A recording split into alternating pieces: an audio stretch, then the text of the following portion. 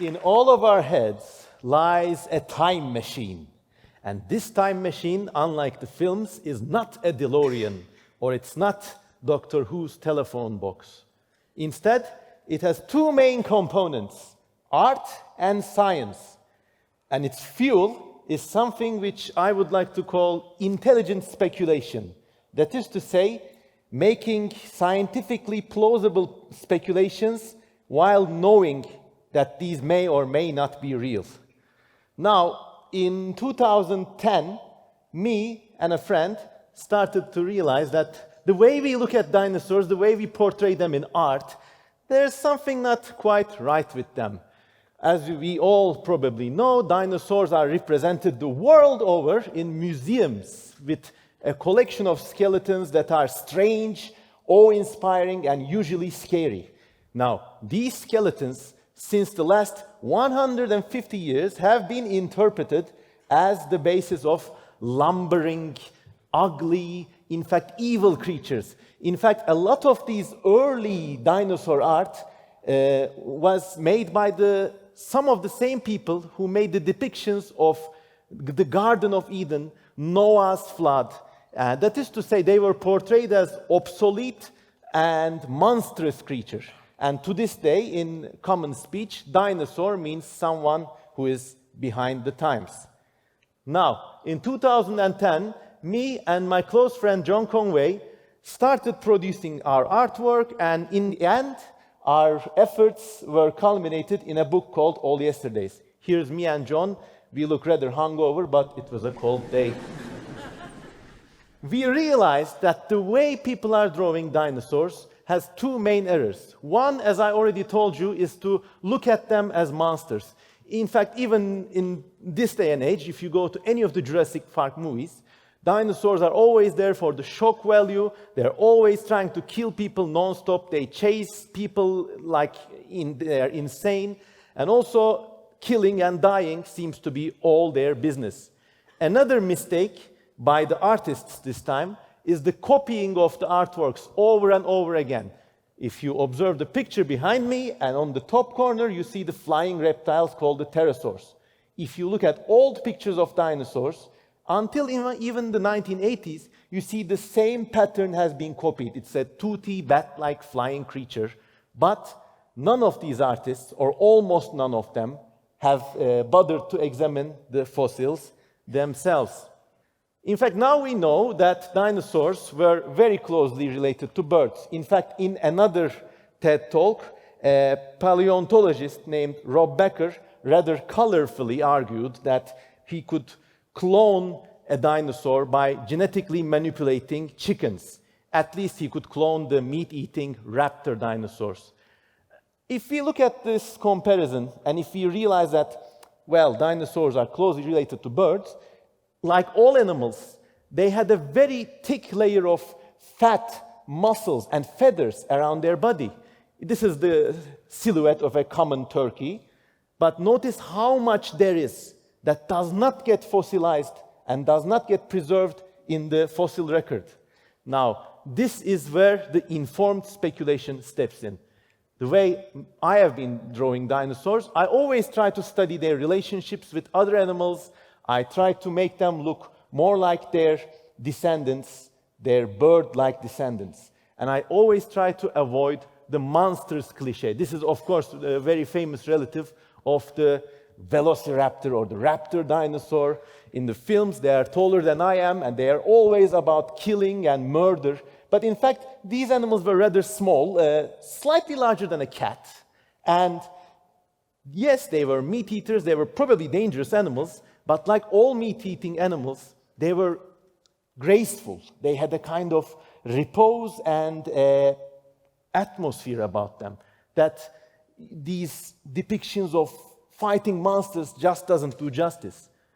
And if you look at the present-day incarnation of dinosaur descendants, birds, if you just had the skeleton of a peacock, would you draw it like this?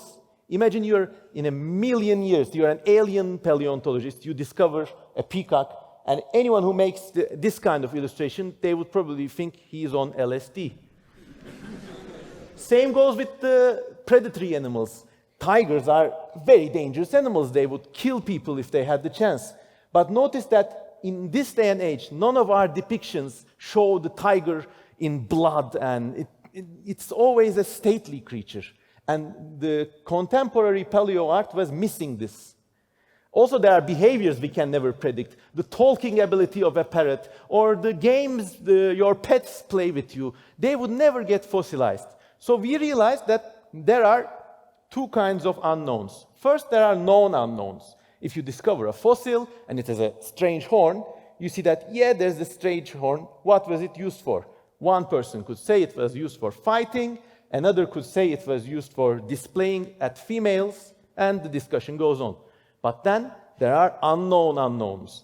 As I showed you, the parrot's talking ability would never be fossilized. The bright colors and the strange casque of the cassowary bird, arguably the most dinosaur-like bird, would never be preserved in the fossil record because it's made out of keratin. So, and look at the other details like the ear, the blue coloring, and just the overall. All animals have a character today. And we realized that in paleo art, this character was lacking. And people were taking the short route by creating monsters. So this is the kind of dinosaur art I've been creating. This is an actual fossil early plant-eating dinosaur named Mastospondylus. And normally it's drawn as a kind of very long-necked, snake-like reptilian thing. But with the bird, by considering the bird connection, we can maybe speculate that this animal's long tail was covered in dense, bush-like spikes, and its head probably looked very stupid. This is not an insult to the animal itself, of course, but this is how nature works. Nature is more than death and, red blood all over the place. Also, we could go to some pretty interesting speculations. This is probably a life-size display of the plant-eating dinosaur, Stegosaurus, and he's just gone loco, and in a kind of confused moment, he's trying to mate with another plant-eating dinosaur from a different species. Now, this is, once again, informed speculation, because actually, in the savannas of Africa today, sometimes elephants go loco and try to mate with hippopotamus or rhinoceros. Nature is confusing. In fact, this picture...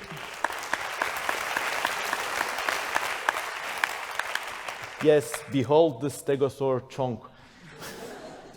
In fact, this picture, after it was published, a commenter said that this extraordinarily long mating organ, probably something like this existed because these animals have horrible spikes on their backs and they needed a long accessory to get through them.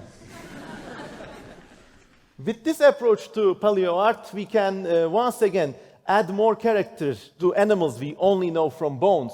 Now, this is another plant-eating dinosaur called Brachytrachelopan, but instead of always fighting and, rushing or attacking or, other bloody scenes, I try to depict it as an animal of itself, a unique animal.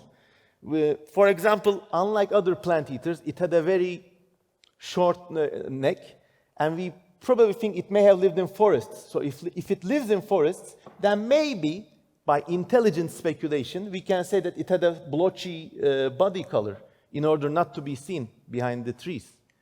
Also, other behaviors, such as play. These are two coelophysis dinosaurs. They're playing and displaying at each other. Animals were social, and obviously dinosaurs had a social dimension too. In some of my artwork, I go even to further extremes in intelligent speculation. And here we see another plant-eating dinosaur called Plateosaurus. It is once again depicted in a more realistic bird-like fashion, but behind him is a complete fantasy. What if there was another civilization before humanity? Now, obviously, I know this is 99.9% false, but still, engaging in this speculation flexes the boundaries of art and science together. And in fact, this was eventually the culmination of my work together with John Conway in the pages of the book we published. Just to show that this was not merely two guys having fun by drawing funny dinosaurs, a very lucky event occurred that realized a paleontological prophecy years after it first happened. In 1928, scientist William Beebe imagined that before the evolution of flight and after the evolution of the first dinosaurs, there would be an animal called a tetrapteryx, a four-winged flyer. He imagined a tetrapteryx and drew this picture. In the early 2000s, a dinosaur named Microraptor was discovered, and it was very similar to this discovery. In this case, there was a case of art prefiguring science and predicting evolution itself. And we were very lucky because one of our friends, inspired by our work, made this book of an animal called, it's an anomalocarid. This thing lived in the seas way before dinosaurs. Basically, we know versions of this animal with long, spiky teeth, and it was a predator, like a swimming prom.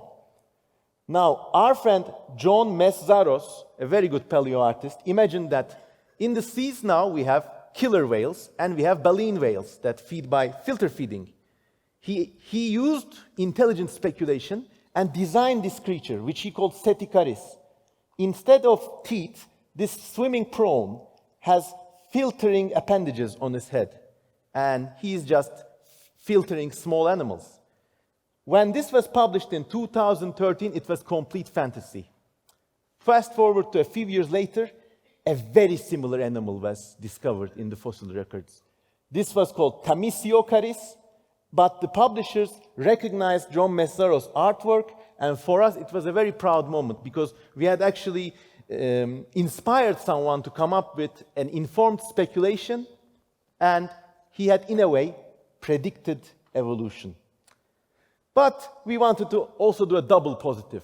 Now, we looked at all the stupid mistakes people were making when they were reconstructing dinosaurs as monsters. So we now looked at this scenario. Imagine I'm an alien paleontologist landing on Earth millions of years later. All the animals are only known from bones. This, for example, would be how I would draw a baboon, without any hair, because I don't know about hair. It's got big teeth. What's the teeth used for? If I take the shortcut and only imagine wild, savage creatures, maybe I imagine the long teeth are used for poison. Or this is my version of a horse. I don't know about muscles. I never cared to study them. So it looks like this grotesque thing out of Hieronymus Bosch.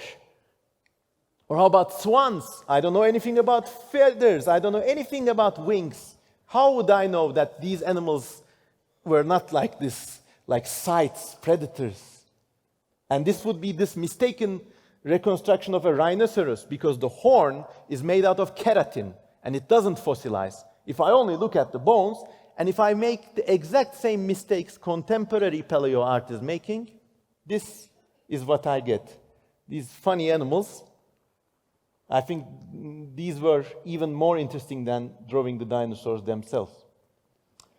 So in the end of the day, as we have retro futures, now we had access to a retro past. I just want to reiterate this fun exercise and the value of using informed speculation in our artworks.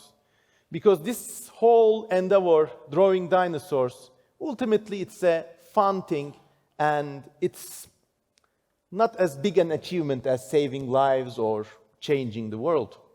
But it can teach us one thing, and it can remind us that the meaning of true science, the meaning of good science, and actually the meaning of good art as well, is not to say, I have the answer. It is to say, here lies a mystery. What do you think it looks like? Thank you, everyone.